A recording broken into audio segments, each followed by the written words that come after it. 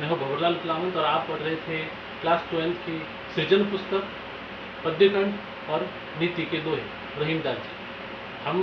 हमने आगे पढ़ लिए थे दोहे और अब पढ़ेंगे 13 से लगाकर 19 तक की व्याख्या।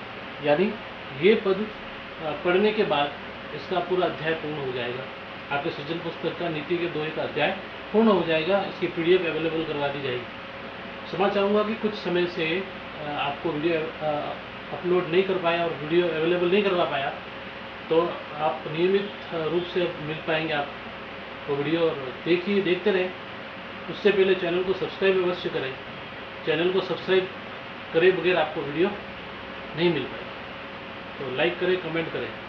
और वैसे अब नई गाइडलाइन जारी हो चुकी है, और गाइडलाइन जारी होने के बाद आपको लगता है कि 9 से 12 तक के बच्चे विद्यालय आ पाएंगे और वहाँ पर लाइव की जगह वहाँ पर पढ़ पाएंगे। तो वो भी अभिभावक अपने पेरेंट की सहमति पत्र के आधार पर, लेकिन अभी तक ये निश्चित नहीं है। देखते हैं स्कूल प्रशासन और अन्य तो प्रशासनिक अधिकारी जो हैं वे क्या निर्णय लेते हैं आम जन प्रशासन के लिए, आम लोगों के लिए, आपके हित में। ठीक है, चलिए पढ़ते हैं। पहला पद है, बड़े बड़ाई ना करे बड़ों न बोले बोल, रही मन हीरा कब कहे लाख टका मेरा मोल। बड़े बड़ाई ना करे बड़ों न बोले बोल, रही मन हीरा कब कहे लाख टका मेरा मोल। इसमें बड़े व्यक्तियों की, महान व्यक्तियों की, सज्जन व्यक्तियों की उनके गुणों को बताया गया है। रहीम ने कहा है कि जिस प्रकार बड़े व्यक्ति जो होते हैं, महान व्यक्ति जो होते हैं, वे कभी भी स्वयं की प्रशंसा नहीं करते, अर्थात उनमें आत्म प्रशंसा करने का भाव नहीं होता है। अर्थात उदाहरण के माध्यम से रहीम समझा रहे हैं कि जिस प्रकार हीरा जो होता है वह बहुमूल्य होता है, लेकिन वह स्वयं अपनी कीमत नहीं बताता, उसकी कीमत अन्य लोग बताते हैं। उसी प्रकार सज्जन पुरुष भी स्वयं अपनी प्रशंसा नहीं करते, उनके गुणों के, उनके व्यवहार के आधार पर अन्य लोग उनकी प्रशंसा करते हैं। अर्थात हमें भी सज्जन पुरुषों के समान स्वयं की प्रशंसा नहीं करके अपने गुणों का विकास करना है, वैसे गुणों को प्राप्त करना है, ऐसा संदेश इसमें रहीम दे रहे हैं। बड़े बड़े ना करें, बड़े का अपने प्रशंसा ना करें, बड़ों न बोले बोल, कोई भी हमको ऐसे बोल नहीं बोलनी चाहिए या स्वयं की प्रशंसा नहीं। रही मन हीरा कब कहे हीरा लाख टका मेरे मोल, लाख टका यानी लाख रुपया, लाख रुपए। ठीक है, 14वां वचन। इस प्रकार इसमें आपको विशेष में लिखना है जहाँ ब वर्ण की आवृत्ति हुई है, अनुप्रास अलंकार है, और इसके अलावा दृष्टांत अलंकार भी है कि उदाहरण के माध्यम से रहीम ने आम जन को समझाने का प्रयास किया है अपने अनुभवों के आधार पर। बिगड़ी बात बने नहीं लाख करो किन कोय, रही मन फाटे दूध को मथे न माखन होए। देखिए, इसमें रहीम कह रहे हैं कि कोई भी बात यदि बिगड़ जाए, रहीम संदेश दे रहे हैं, कोई भी बात बिगड़ जाए, यानी किसी भी बात में यदि बिगड़ जाए या संवेदनशीलता, क्योंकि बात अधिकतर व्यवहारगत बातें जो संवेदनशील होती है, यदि किसी बातों की प्रवृत्ति संवेदनशील होती है और उसमें व्यवधान आ जाए, तो पुनः वे पूर्ववत वापस नहीं हो पाती, पुनः वैसा व्यवहार नहीं हो पाता। इसके सिमिलर आपने समझेंगे कि जैसे किसी मित्र के साथ में यदि मित्रता छूट जाती है, लेकिन मित्रता जुड़ने पर एक मन में गांठ सी रह जाती है, उसी प्रकार रहीम कह रहे हैं कि किसी बात के बिगड़ने पर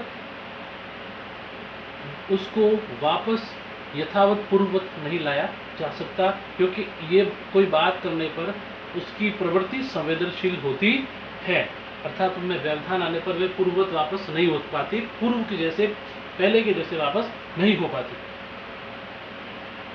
यदि इसमें संदेश दे रहे कि यदि आपका वाणी और व्यवहार असंतुलित है, तो परिस्थितियां भी नकारात्मक हो जाती हैं, इसलिए हमको जीवन में हमेशा वाणी और व्यवहार पर नियंत्रण करना चाहिए, ये संदेश इसमें दे रहे हैं। ठीक है, बिगड़ी हुई बात बने नहीं, वापस नहीं बनवाती। लाख करो किन कोय, लाख करो, कुछ भी करो यानी प्रयास, किन कोय, कोई भी कोई भी प्रयास आप करो, रहीमन फाटे दूध, जिस प्रकार कवि रहीम कह रहे हैं, जिस प्रकार दूध फट जाए और दूध को फटने के बाद कितना भी मथा जाए लेकिन उससे मक्खन नहीं बन सकता, माखन नहीं बनाया जा सकता, उसी प्रकार कोई भी बात यदि बिगड़ जाए तो उसको पूर्ववत वापस उसको सही नहीं किया जा सकता, यथावत नहीं किया जा सकता है। इसलिए हमको जीवन में वाणी को विचार कर बोलना चाहिए। ठीक है, ये संदेश इसमें दे रहे हैं। विपत्ति भय धन ना रहे, रहे जो लाख करोड़, नर तारे छिपी जात है, जो रहीम भय भोर। इसमें 5:15 में कह रहे हैं कि भाग्य में आई विपत्ति, भाग्य में आई विपत्ति हमेशा सर्वनाश कर देती है। भाग्य में काल बनकर आई विपत्ति हमेशा सर्वनाश कर देती है। विपत्ति सभी ऐश्वर्य नष्ट कर देती है। पहले जहाँ ऐश्वर्य धन धान से परिपूर्ण होता है वहाँ खंडर नजर आते हैं। अर्थात विपत्ति आने पर, काल बनकर विपत्ति आती है, सर्वस्व नष्ट कर देती है। जिस प्रकार उदाहरण के माध्यम से रहीम समझा रहे हैं कि जिस प्रकार रात्रि में समस्त तारे नजर आते हैं लेकिन भोर होने पर, प्रातःकाल होने पर न जाने वे तारे कश उठ जाते हैं, उसी प्रकार विपत्ति आने पर भी समस्त ऐश्वर्य, समस्त धन संपदा नष्ट हो जाती है। ठीक है, ये संदेश इसमें दे रहे हैं। मांगे घटत रहीम पद, कितो करो बड़ी काम, तीन पे वसुधा करो तो बावनो नाम। इसमें कह रहे हैं कि व्यक्ति की याचक प्रवृत्ति जो होती है, व्यक्ति की जो याचक प्रवृत्ति होती है, याचक प्रवृत्ति के कारण उसके मान सम्मान में कमी आती है। व्यक्ति को कभी याचक प्रवृत्ति का नहीं बनना चाहिए, क्योंकि याचक प्रवृत्ति होने पर उसके मान सम्मान में निश्चित रूप से कमी आती है। जिस प्रकार भगवान ने 3 पग धरती मांगी थी और 3 पग धरती में ही उन्होंने 3 कदमों से, 3 पगों से, 3 कदम से ही धरती, आकाश और पाताल यानी तीनों लोक को नाप लिया था। लेकिन इतना बड़ा काम करने के बाद भी उनके मांगने के कारण याचक कहा गया और याचक के अर्थात उनका बावना नाम रखा गया। इसलिए वामन अवतार में उन्होंने जब मांगी तो बावना नाम रखा गया। इसलिए मांगने पर तो भगवान के मान सम्मान में भी कमी हो जाती है, फिर मनुष्य की क्या विचार, ऐसा इसमें संदेश दे रहे हैं। मान सहित विष खाए के शंभु भय जगदीश, बिना मान अमृत पिए लाहू कटायो शीश। मान सम्मान का महत्व सर्वोपरि है। इसमें मान सम्मान के महत्व को सर्वोपरि कह रहे हैं कि मान सम्मान यदि मिल पाए तो उस समय, उस परिस्थिति में आपको कोई भी कार्य कठिन परिस्थिति में भी अच्छा लगता है, कर लेना चाहिए। जहाँ पर मान सम्मान और श्रद्धा के साथ में आपको वो कार्य दिया जाए तो वो कठिन परिस्थिति में भी अच्छा लगता है, वो मान सम्मान में आपका बढ़ोतरी करता है। लेकिन यदि अपमान पूर्वक या अपमान के साथ में आपको वैभव प्रदान किया जाए तो वो हमारे लिए अच्छा नहीं है, उसको स्वीकार्य नहीं करना चाहिए, वह त्याज्य है, त्यागने के योग्य है।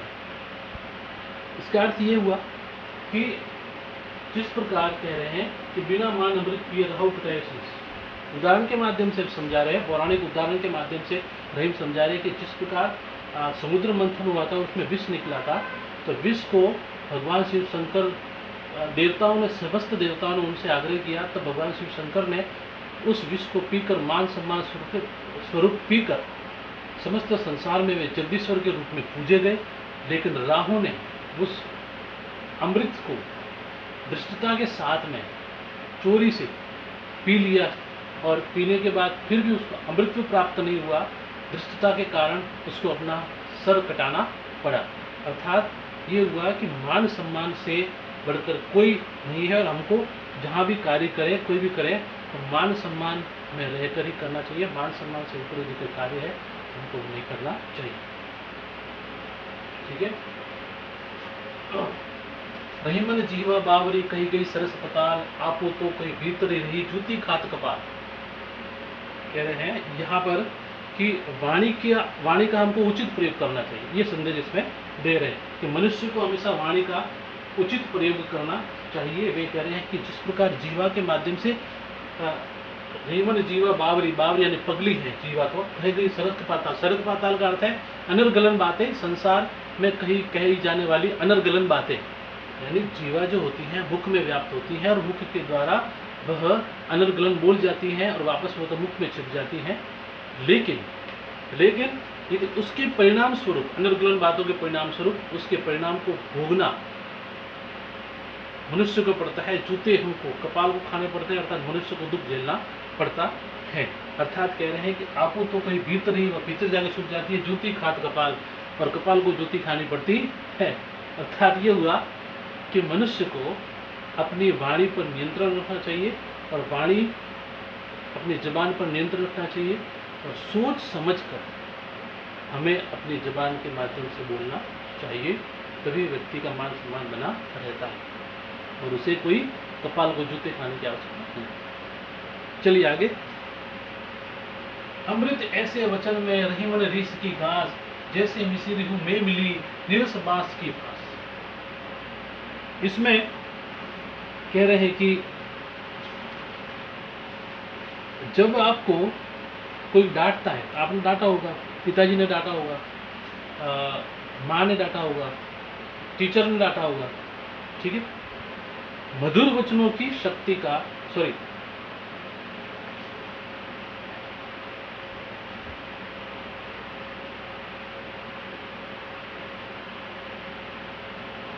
मधुर वचनों की शक्ति का इसमें वर्णन बता रहे हैं।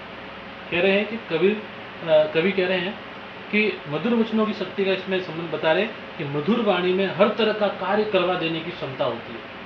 मधुर वाणी से कोई भी व्यक्ति किसी से भी कोई भी कार्य करवा सकता है मधुर वचनों से। और ज्ञानी और संत जनों के जब उपदेश सुनते हैं तो उसमें भी कोई कष्टप्रद या कोई क्रोधा स्वरूप शब्द यदि हमको सुनाई दे या हमको वे कहे तो भी हमको वे अच्छे लगते हैं, क्योंकि वे हमारा भला चाहते हैं। क्या चाहते हैं? भला चाहते हैं। अर्थात यदि हमारा हित चाहने वाले यदि हमको मधुर वचन कहते हुए कठोर कुछ शब्द कह दे तो वे भी कठोर शब्द हमको कठिन नहीं लगते हैं, हमको कठिनाई महसूस नहीं करवा दे। उसी प्रकार उदाहरण के माध्यम से रहीम समझा रहे हैं कि जिस प्रकार मिश्री का ढीला जो खाते हैं, यदि उसमें एक बांस की फांस आ जाए तो वो भी हमको अच्छी लगती है, वह भी सरस लगती है, रस से पूर्ण लगती है, रस सहित लगती है, अच्छी लगती है। अर्थात कहने का तात्पर्य है कि जीवन में कोई भी कार्य मधुर वचनों के साथ में पूर्ण किया जा सकता है, ऐसा संदेश इसमें। इसका एक अन्य अर्थ है कि इस दोहे का एक अन्य अर्थ है कि मधुर वचनों के बीच कहे गए क्रोधपूर्ण शब्द इस प्रकार मन दुखी करते हैं, वह खटकते हैं जैसे मिस्री में मिली बांस की फांस। मिस्री में मिली बांस की फांस यानी मधुर वचनों के बीच में कहे गए कठोर क्रोधपूर्ण शब्द भी ऐसे विचलित करते हैं जैसे मिस्री में मिली बांस की फांस, यानी वह कोई विशेष रूप से उनको कठिनाई प्रदान नहीं करती। जैसे खाते हुए उसमें फांस आ जाए तो उसमें भी रस होता है, मिठास होती है, ठीक है। तो इस प्रकार हमें हमेशा हमारे वचनों को सदैव नियंत्रण रखना चाहिए, मिठास से मधुरता के पूर्ण में वचन कहे जाने चाहिए, ठीक है। तो यहाँ पर भी हमने देखा रहीमन ऋष की फांस र की आवृत्ति है, आवृत्ति हो रही है र वर्ण की, तो अनुप्रास अलंकार है और उदाहरण अलंकार है, दृष्टांत अलंकार है, ठीक है। अब आज का ये जो पद है मैंने इसकी व्याख्या आपको बताई है, शब्दार्थ को विशेष नहीं है, सरल ही है, ठीक है। तो आपको इसकी व्याख्या अपनी नोटबुक में करनी है। आज का अध्याय पूर्ण हो चुका है। इसके अलावा नेक्स्ट हम अगला अध्याय पढ़ेंगे और आज की अध्याय की इसकी व्याख्या और समस्त प्रश्नों उत्तर मैं लिंक में डिस्क्रिप्शन में दे दूंगा। उस लिंक को टच करके आप इसकी पीडीएफ डाउनलोड कर सकते हैं, प्रश्नों की व्याख्या की पीडीएफ डाउनलोड कर सकते हैं और अपना काम कर सकते हैं, ठीक है। खुश रहिए, नियमित पढ़ें। धन्यवाद।